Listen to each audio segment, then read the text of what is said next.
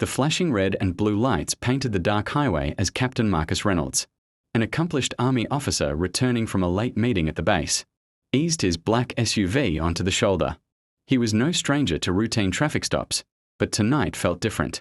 The two officers who approached his vehicle had their hands resting a little too close to their holsters, their eyes narrowing as they scanned him. One of them barked for him to step out of the vehicle, their tone sharp and unwelcoming. Marcus, calm but cautious, complied, his posture disciplined and respectful. Yet he could feel the weight of their assumptions pressing on him, their eyes not seeing a decorated officer, but only a black man behind the wheel of a nice car. As questions flew, "Where are you headed? Is this your vehicle? Do you have weapons?" Marcus answered steadily, his deep voice carrying authority without aggression. Still, the officers exchanged skeptical glances, circling him as if searching for a reason to escalate. Then came the moment that shifted the entire encounter.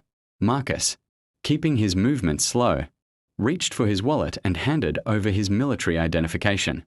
The younger officer glanced at it first, his smirk faltering, his brows lifting in shock. A captain," he muttered, passing the ID to his partner. The second officer's face tightened with sudden realization, and the aggressive posture softened into awkward respect. They had pulled over a man who not only served his country but also outranked almost everyone in their world of uniforms and chains of command. Marcus stood silently, watching their demeanor change, their voices now measured and apologetic.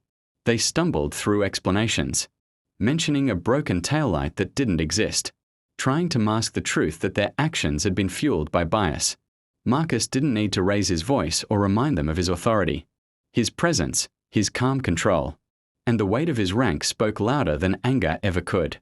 After an uneasy silence, they returned his ID and told him he was free to go, their eyes avoiding his as the gravity of their mistake sank in.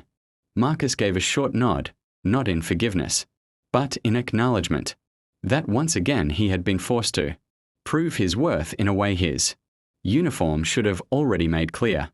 Driving away, he felt a mix of pride and sorrow. Pride in the discipline that allowed him to handle the encounter without escalation.